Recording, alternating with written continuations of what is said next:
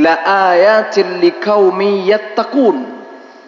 Sesungguhnya pada pergantian hari demi hari, pada penciptaan langit dan bumi, seharusnya jadi bahan renungan, bahan evaluasi, bahan introspeksi diri bagi orang-orang yang mengaku bertakwa kepada Allah Subhanahu wa taala.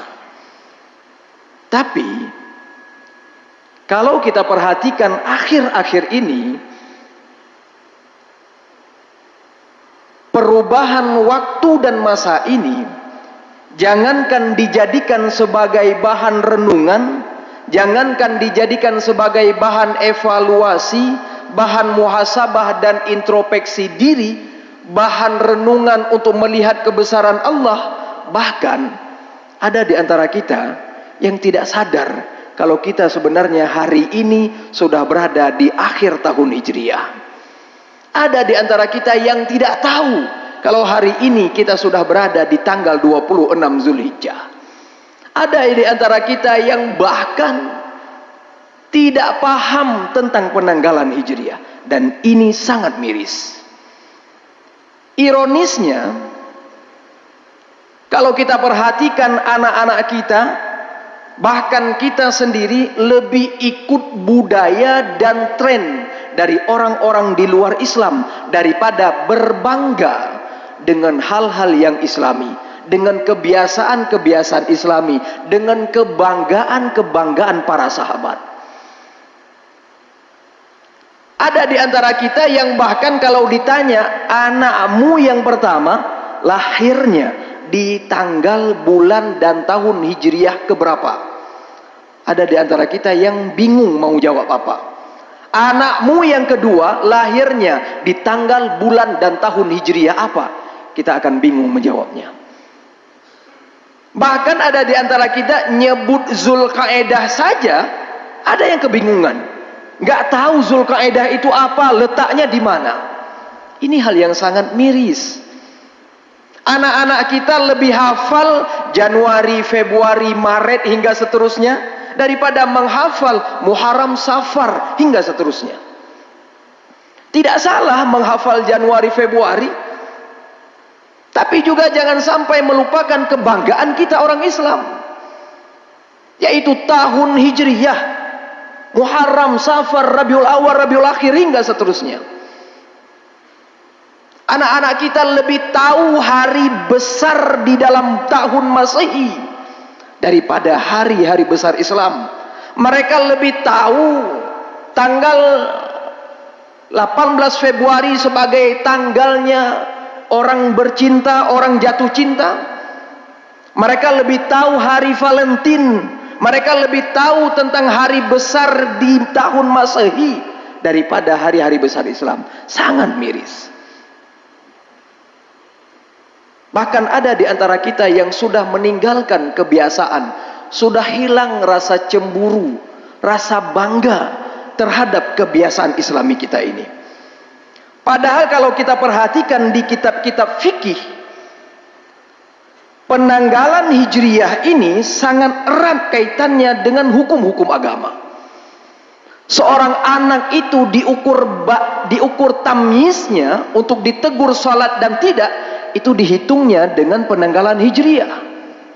Seorang anak sampai usia balik atau belum, itu juga dihitungnya dengan penanggalan Hijriyah.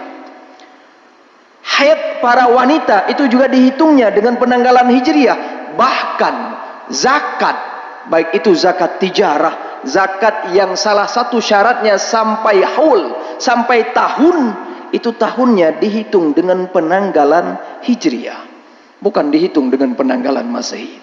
Tapi hari ini kita melupakan bulan, tanggal dan tahun Masehi ini. Itu baru tentang menghitung harinya. Apalagi kalau kita ditanya bagaimana track record history penanggalan Hijriyah. Harus kita ketahui, untuk penanggalan Hijriyah ini ada rekam jejak sejarahnya yang luar biasa. Penanggalan Hijriyah ini timbulnya dari kecemburuan seorang Sayyidina Umar bin Khattab. timbulnya dari kecintaan para sahabat agar jangan ikut-ikutan dengan penanggalan orang-orang di luar Islam. Mereka mengadakan rapat dan memutuskan hasil terhadap tahun Hijriah. Apakah ada di antara kita yang tahu? Kalau kita perhatikan di dalam salah satu referensi literatur kitabnya para ulama kita terdahulu, salah satunya kitab Muntazam Fit Tarikhil Muluk wal Umam, dan juga ada di dalam kitab Fathul Bari Syarah ala Sahih Bukhari pada juzuk 9 dijelaskan tentang bagaimana track record, rekam jejak, histori, sejarah tentang bagaimana penanggalan Hijriah ini terjadi. Pernah suatu hari Sayyidina Umar bin Khattab mendapati surat dari salah satu sahabat Nabi lainnya yang bernama Abu Musa al-Asy'ari. Abu Musa al-Asy'ari ini adalah kakeknya pelopor manhaj ahli sunnah wal jamaah Abu Hasan Ali al-Asy'ari. Abu Musa al-Asy'ari pernah suatu hari mengirim surat menyurati Sayyidina Umar bin Khattab, dan ternyata surat beliau tidak dibumbuhi tanggalnya, sehingga Sayyidina Umar bin Khattab agak kerepotan di dalam menangani surat-surat tersebut. Sayyidina Umar bin Khattab agak susah di dalam menyeleksi surat mana dulu yang harus lebih dulu ditangani dan surat mana yang boleh ditunda penanganannya. Ada juga surat-surat daripada para sahabat tapi tertera tanggal-tanggal orang di luar Islam, sehingga Umar bin Khattab berinisiatif, punya inisiatif yang luar biasa, punya ide yang cemerlang. Beliau mengumpulkan cendekiawan-cendekiawan Islam dan mengadakan rapat internal. Di dalam rapat beliau menyampaikan, kita orang Islam ada baiknya jangan ikut-ikutan dengan tanggal ataupun dengan kebiasaan orang-orang di luar Islam. Saking cintanya kepada Islam, saking cemburunya Umar bin Khattab, ada baiknya kita harus punya penanggalan sendiri dan kita harus punya kebanggaan sendiri. Sehingga lahir dalam rapat tersebut beberapa pendapat. Ada sebagian para ulama sejarah menyebutkan sampai 7 pendapat. Tapi kita ambil pendapat paling kuat. Ada sebagian ulama sejarah menyebutkan mengerucut kepada 4 pendapat. Ada para sahabat Nabi yang menyarankan bagaimana kalau momen tahun pertama dalam Islam diambil saat Nabi dilahirkan. Tahun Nabi dilahirkan dijadikan sebagai tahun pertama dalam Islam. Ada juga para sahabat mengeluarkan pendapat menyarankan bagaimana kalau momen untuk dijadikan tahun pertama dalam Islam itu adalah momen di mana Nabi Muhammad diangkat menjadi seorang rasul. Ada juga para sahabat yang menyarankan bagaimana kalau momen untuk dijadikan tahun pertama di dalam Islam adalah tahun di mana Nabi wafat. Ada juga sahabat lainnya yang berpendapat bagaimana momen untuk dijadikan tahun pertama di dalam Islam adalah tahun di mana Nabi Muhammad hijrah dari kota Mekah menuju kota Madinah. Di antara beberapa pendapat ini, ternyata pendapat pertama, kedua, dan ketiga ditolak oleh para sahabat karena beberapa alasan. Kalau pendapat pertama yang mengatakan bagaimana momen lahirnya Nabi dijadikan tahun pertama dalam Islam, ini ditolak karena di momen tersebut, di tahun tersebut ada kejadian yang menyedihkan, yaitu penyerangan Ka'bah oleh tentara Abraha. Maka pendapat ini dikesampingkan dulu, nanti dipertimbangkan lagi. Sedangkan pendapat kedua yang menyatakan momen di mana Nabi diangkat jadi Rasul, ini adalah tahun di mana Nabi diangkat jadi Rasul, dijadikan sebagai tahun pertama, ini juga kurang diterima oleh para sahabat saat itu.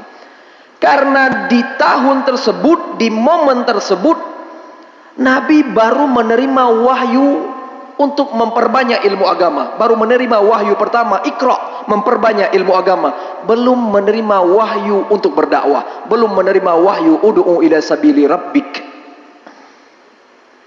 Sedangkan pendapat ketiga yang menyatakan momen tahun di mana Nabi wafat, tahun ini yang kita jadikan sebagai tahun pertama, ini juga ditolak. Karena disayangkan jangan sampai nantinya setiap pergantian tahun baru orang Islam selalu dalam keadaan menyedihkan, merenungkan wafatnya Nabi Muhammad SAW. Sehingga tinggal satu pendapat lagi, momen di mana Nabi hijrah dari kota Mekah menuju kota Madinah. Dan pendapat ini diterima karena 3 alasan.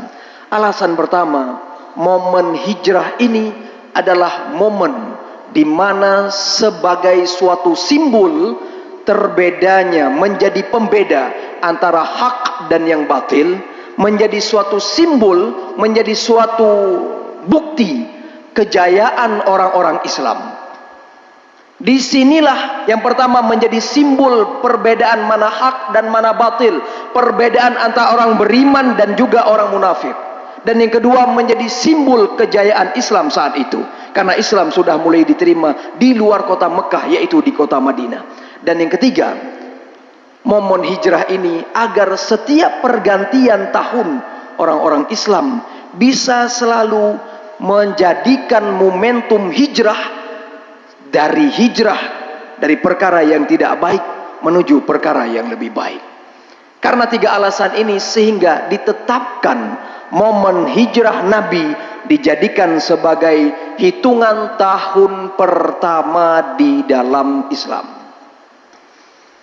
Dan kalau kita perhatikan juga bulan-bulan yang ada di tanggal Hijriyah, bulan-bulan yang ada di tahun Hijriyah, mulai daripada Muharram, Safar, Rabiul Awal, Rabiul Akhir, hingga seterusnya hingga Zulhijjah, ini bulannya juga ditetapkan oleh para sahabat, bukan ditetapkan oleh Rasulullah. Rasulullah tidak membuat tahun Hijriyah. Rasulullah juga tidak menetapkan bulan pertama di dalam Islam itu bulan apa. Allah juga di dalam Al-Quran tidak menyebutkan bulan pertama dalam Islam itu bulan apa. Tidak. Tapi yang menetapkannya juga para sahabat. Tidak ada bulan pertama dalam Islam, tidak ada ayat, tidak ada hadis yang menyebutkan bulan pertama dalam Islam adalah dimulai dari Muharram, kedua Safar, ketiga Rabiul Awal, keempat Rabiul Akhir, hingga seterusnya. Tidak. Yang ada di dalam Al-Quran, Allah berfirman, Inna iddatas syuhuri indallah isna asyara syahran. Allah berfirman, sesungguhnya hitungan bulan di sisi Allah itu ada 12 bulan. Hanya menyebutkan 12 bulan, tidak menyebutkan bulan yang pertama Muharram, tidak. Tidak menyebutkan bulan terakhir adalah bulan Zulhijjah, tidak. Tidak menyebutkan bulan ke-10 adalah bulan Syawal, tidak. Tapi yang disebutkan inna iddatasy syuhuri indallah isna asyara syahran. Sesungguhnya hitungan bulan di sisi Allah ada 12 bulan. Tapi kenapa sekarang kita punya bulan pertama saat anak-anak kita menghitung di TPA-nya? Mungkin kalau sudah SMA banyak yang lupa di TPA-nya cara menghitungnya Muharram, Safar, Rabiul Awal dimulai dengan Muharram. Kok tidak dimulai dengan Zulhijjah? Kok tidak dimulai dengan Ramadan? Kan tidak ada penentuannya dalam hadis dan juga dalam ayat. Tapi ditentukan dalam rapat para sahabat tersebut yang referensinya sudah saya bacakan tadi. Kenapa ditentukan dalam rapat tersebut? Ini agar bisa punya kebanggaan sendiri, tidak ikut-ikutan dengan penanggalan orang di luar Islam. Untuk bulannya juga Allah hanya menyebutkan 12 bulan, dan sambungan ayat tadi Allah menyatakan minha arba'atun hurum. Dari 12 bulan ini ada 4 bulan haram. Dan di dalam ayat ini juga tidak disebutkan mana saja yang menjadi bulan haram. Tidak disebutkan. Yang teh bulan hari mana begah lamayanya. Bahkan hadis yang menyebutkan bulan-bulan haram tersebut, Rasulullah menyebutkan salah satu mutawaliyatun, ada 3 bulan haram yang beriringan, yaitu bulan Zulqa'dah, Zulhijjah dan Muharram. Ini beriringan bulan haramnya. wa wahidun mufarriqun, dan satu bulan haram lagi terpisah, yaitu bulan Rajab. Ada 4 bulan haram: Muharram, Zulqa'dah, Zulhijjah, Muharram, dan juga bulan Rajab. Ada di antara kita yang bahkan bulan haram tidak tahu berapa hitungannya, padahal ada ayatnya. Tetapi kenapa juga para sahabat meletakkan Muharram sebagai bulan pertama dalam Islam dan meletakkan Zulhijjah sebagai bulan ke-12 dalam Islam? Ini juga ada track record historinya, juga ada rekam jejak sejarahnya. Kalau momen hijrahnya Nabi dari kota Makkah menuju kota Madinah dijadikan sebagai tahun pertama di dalam Islam, seharusnya bulan Nabi hijrah juga dijadikan sebagai bulan pertama di dalam Islam. Di dalam riwayat, para ulama sejarah menyebutkan kalau Nabi berangkat hijrah dari kota Mekah menuju kota Madinah, itu beliau lakukan pada hari Kamis akhir bulan Safar. Kamis terakhir di bulan Safar, Nabi sudah berangkat keluar dari kota Mekah. Dan Nabi keluar dari persembunyiannya dengan Sayyidina Abu Bakar di Gua Thur pada tanggal 2 Rabiul Awal. Dan beliau tiba di kota Madinah, dalam riwayat yang kuat beliau tiba pada tanggal 12 Rabiul Awal. Itu artinya kalau momen hijrah dijadikan sebagai tahun pertama di dalam Islam, maka seharusnya bulan pertama dalam Islam adalah bulan Safar, yaitu bulan keberangkatan Nabi dari kota Mekah menuju Madinah, atau paling kurang bulan Rabiul Awal, yaitu bulan di mana Nabi sampai di kota Madinah. Tapi ternyata juga tidak dijadikan oleh para sahabat bulan Rabiul Awal, juga tidak dijadikan bulan Safar sebagai bulan pertama, tapi malah dijadikan bulan Muharram sebagai tahun pertama. Ada 2 alasan. Alasan pertama, kata para sahabat, karena kalau kita ambil momen hijrah sebagai momen Nabi hijrah, momen hijrah sebagai tahun pertama dalam Islam, maka seharusnya kita juga mengambil niat Nabi mau hijrah di bulan apa. Di dalam sejarah disebutkan bahwasanya Nabi berniat untuk hijrah dari kota Mekah menuju Madinah terjadinya di bulan Muharram. Namun terrealisasi niat ini di akhir bulan Safar, pada hari Kamis bulan Safar. Dan sampainya Nabi di kota Madinah yaitu pada 12 Rabiul Awal. Maka melihat dari niat Nabi hijrah di bulan Muharram, maka dijadikan bulan Muharram sebagai bulan pertama, yaitu bulan di mana Nabi sudah berniat, sudah punya azam, punya tekad bulat untuk hijrah dari kota Mekah menuju kota Madinah. Dan alasan kedua, kata Umar bin Khattab, dan alasan ini sangat brilian. Alasan kedua, kata Umar bin Khattab, karena bulan Muharram itu letaknya setelah bulan Zulhijjah. Bulan Zulhijjah itu adalah bulan di mana seluruh manusia, seluruh umat Islam di seantero dunia berkumpul di Mekah untuk melakukan ibadah haji. Maka agar memudahkan Khalifah Umar saat itu memberikan sosialisasi kepada seluruh masyarakat Islam, dilakukan sosialisasi ini pada bulan Zulhijjah, dan mudahnya mereka saat sampai di kampung halaman langsung memberitahu kalau kita berada di bulan pertama di dalam Islam, yaitu bulan Muharram. Maka bagaimana? Coba perhatikan. Apakah kita paham tentang sejarah ini? Apakah selama ini kita masa bodoh dengan sejarah tersebut? Apakah selama ini kita tidak mau tahu dengan sejarah tersebut? Apakah selama ini kita tidak mau tahu dengan kecemburuan para sahabat, saking cintanya para sahabat dengan agamanya, mereka tidak mau ikut-ikutan sama penanggalan hijriyahnya dengan orang-orang di luar Islam. Terus bagaimana kita hari ini? Apakah kita akan selalu begini? Selalu mengesampingkan hal-hal Islami? Sudah seharusnya momentum peralihan ataupun penyambutan tahun baru Hijriah ini, momentum hijrah ini, kita benar-benar hijrah dari kebiasaan-kebiasaan yang tidak islami menuju kepada kebiasaan-kebiasaan yang islami. Benar-benar hijrah dari hal-hal yang tidak baik menuju hal-hal yang baik. Kebiasaan-kebiasaan islami ini bisa kita mulai dari pribadi kita masing-masing. Kebiasaan-kebiasaan islami ini bisa kita mulai dari keluarga kecil kita masing-masing. Jangan melulu mengharapkan pemerintah, jangan melulu mengharapkan orang-orang yang punya jabatan. Yuk kita mulai dari pribadi kita masing-masing. Yuk kembali hijrah dari kebiasaan yang tidak islami menuju kepada kebiasaan-kebiasaan yang islami. Kalau tidak bisa merubah kebiasaan secara universal, secara sempurna, paling tidak jangan meninggalkan kebiasaan-kebiasaan islami yang sudah di pandangan mata, di hadapan mata. Mala yudraku kulluh la yudraku kulluh. Apa yang tidak bisa dilakukan semuanya, jangan sampai ditinggalkan semuanya.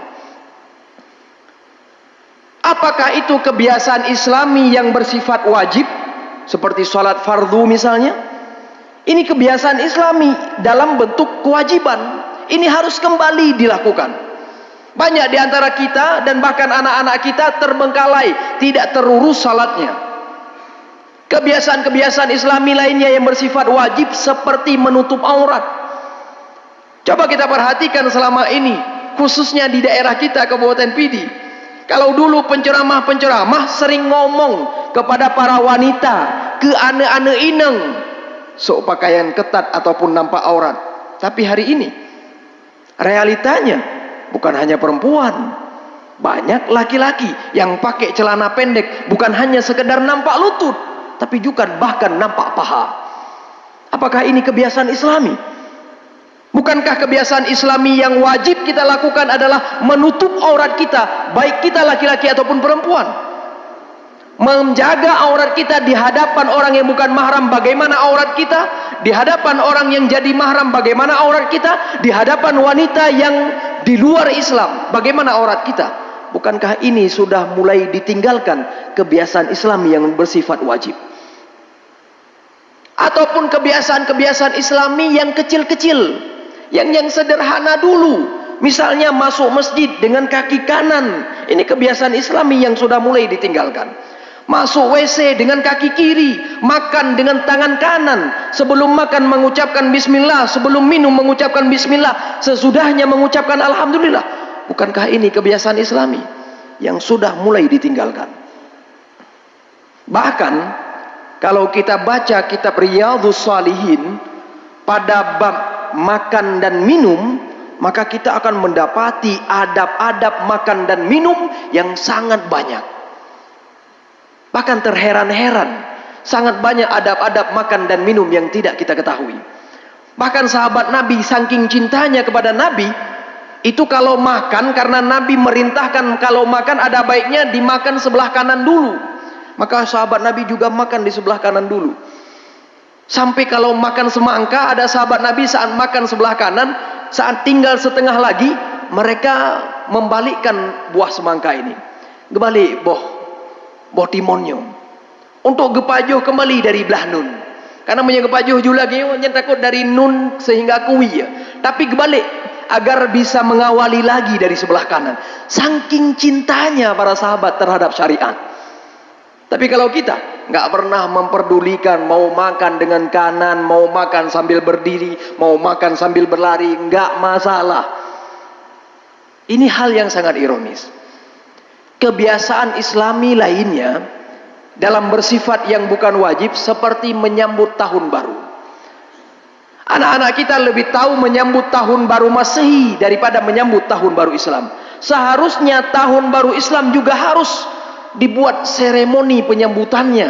Namun sudah barang tentu seremoni penyambutan tahun baru Islam dengan hal-hal yang islami, seperti mengadakan majelis ilmu, majelis zikir, majelis sholawat, memperbanyak sedekah, memperbanyak baca Al-Quran, dan mengajak orang lain pada kebaikan. Terlebih perubahan tahun ini, penyambutan tahun Hijriah ini diiringi dengan azam, tekad bulat dalam hati untuk benar-benar hijrah dari kebiasaan yang tidak islami menuju kebiasaan yang islami.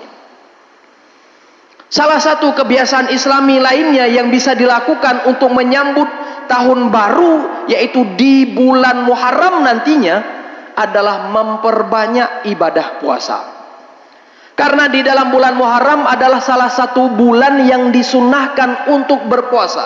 Bahkan Rasulullah di dalam hadis yang diriwayatkan oleh Imam Nasai pernah menyebutkan, afdhalus shalah ba'da shalatil maktubah salatun fi jawfil lail. Salat terbaik setelah salat fardu, kata Rasulullah, adalah salat yang didirikan di pertengahan malam. Dan Rasulullah melanjutkan hadis ini dalam riwayat Nasai, wa afdhalus siyam ba'da syahri Ramadan syahrullah al-Muharram. Dan puasa yang terbaik setelah puasa Ramadan, kata Rasulullah, adalah puasa yang dilakukan di bulan Allah, yaitu dilakukan di bulan Muharram. Terlebih berpuasa pada 9 Muharram dan juga pada 10 Muharram, kira-kira 13 ataupun 14 hari lagi kita akan bertemu dengan 9 dan 10 Muharram ini.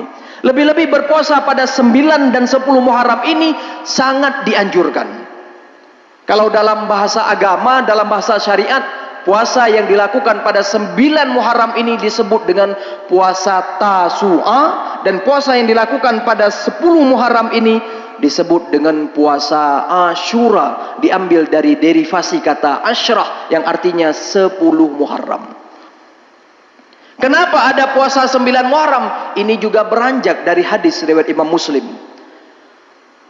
Riwayat Imam Muslim ini diriwayatkan daripada Ibnu Abbas radhiyallahu an. Haina sama Rasulullah sallallahu alaihi wasallam yauma Asyura wa amara bisyamihi. Saat Rasulullah berpuasa di 10 Muharram, saat Rasulullah berpuasa di hari Asyura, dan beliau memerintahkan puasa kepada kami di hari itu. Qalu, maka para sahabat karena cintanya kepada Islam, karena tidak ingin ikut-ikut dengan tren di luar orang-orang di luar Islam, maka mereka bertanya kepada Rasulullah. Qalu, ya Rasulullah, wahai utusan Allah, innahu yaumun tu'azzimuhul yahudu wan nasara. Wahai Rasulullah, tanggal 10 Muharram ini, hari Asyura ini adalah hari yang dibesarkan, yang diagungkan oleh orang-orang Yahudi dan juga orang-orang Nasrani. Ya Rasulullah, kok kita ikut-ikutan membesarkan, mengagungkan hari Asyura ini, padahal hari itu adalah hari diagungkan oleh orang-orang Yahudi dan orang-orang Nasrani. Innahu yaumun tu'azzimuhul yahud wan nasara. Qala, maka Rasulullah menjawab. Qala Rasulullah sallallahu alaihi wasallam, Rasulullah menjawab, idza kana al-'amul muqbil insyaallah sumna yaumat tasu'a. Wahai para sahabatku, kalau seandainya tahun depan kita masih hidup, insyaallah kita akan berpuasa di hari ke-9 untuk menyelisihi orang-orang di luar Islam yang mengagungkan 10 Muharram ataupun hari Asyura. Maka karena ini disyariatkan dalam agama kita, disunnahkan berpuasa di bulan Muharram, lebih-lebih lagi pada 9 Muharram dan juga pada 10 Muharram. Fadilahnya luar biasa. Dan kebiasaan Islami lainnya, mungkin ini adalah kebiasaan Islami terakhir, karena tidak terasa saya sudah berbicara selama 35 menit. Salah satu kebiasaan Islami di dalam bulan Muharram lagi, yaitu kita ada baiknya di hari Asyura tersebut memberikan keluasan rizki, memperbanyak sedekah, memperbanyak nafkah kepada anak istri, sanak famili dan juga saudara, sanak keluarga, saudara dan juga famili. Diperbanyak pada hari itu. Kalau dulu-dulunya mungkin menyauro-uro yang kenuro Asyura, tayo sering puo belanja serta ribe, ada jet ba oro Asyura tapi lebih baju. Pakan karena beranjak dari sabda Rasulullah sallallahu alaihi wasallam. Apa kata Rasulullah? Man wasa'a ala iyalihi wa ahlihi yauma Asyura wasa'allahu ta'ala alaihi fi sa'iris sanah. Siapa yang memberikan keluasan nafkah, siapa yang memberikan keluasan rizki kepada anak istri, sanak keluarga dan famili pada hari Asyura, maka Allah akan memberikan keluasan rizki baginya di sisa-sisa tahun tersebut. Tajuk rizki bak 10 Asyura tak peluah rizki ke sanak famili, anak keluarga dan anak istri. Maka insya-Allah di sisa-sisa tahun berikutnya kita akan juga diluaskan rizki oleh Allah Subhanahu wa taala. Terlebih bagi getanyo ura-ura agam, bagi kita para suami, bagi kita para kepala keluarga, ada baiknya didahulukan dulu bersedekah, memperbanyak nafkah, memperbanyak sedekah kepada anak, istri, kepada ayah, ibu, kepada sanak keluarga dan famili, kemudian baru kepada tetangga dan orang-orang di luar daerah kita. Dan ini adalah bagian salah satu kebiasaan Islami yang ada di bulan Muharram. Mudah-mudahan kita sebagai orang Islam benar-benar kembali bisa menumbuhkan ghirah, rasa cemburu, kembali bisa menumbuhkan rasa cinta kita, menghidupkan kembali kebanggaan kita selaku orang Islam, menghidupkan kembali kebiasaan-kebiasaan Islam. Jangan sampai kita ikut tren orang-orang di luar Islam. Mudah-mudahan di dalam penyambutan tahun baru ini, di dalam momen hijrah ini, kita bisa benar-benar hijrah dari kebiasaan-kebiasaan yang tidak Islami menuju kebiasaan-kebiasaan yang Islami, dari hal-hal yang tidak baik menuju hal-hal baik, dari salah menjadi benar, dan juga dari kurang taat menjadi banyak ibadah. Mudah-mudahan apa yang saya sampaikan bermanfaat, wabil khusus kepada saya sendiri, umumnya bagi seluruh para hadirin, para hadirat sidang jamaah salat subuh yang dirahmati oleh Allah Subhanahu wa taala. Patut saya tegaskan sedikit, saya kembali berada di sini setelah 8 bulan yang lalu, sama dengan niat 8 bulan yang lalu. Saya berada tidak bermaksud untuk menasehati dan menggurui siapapun yang hadir, karena pada hakikatnya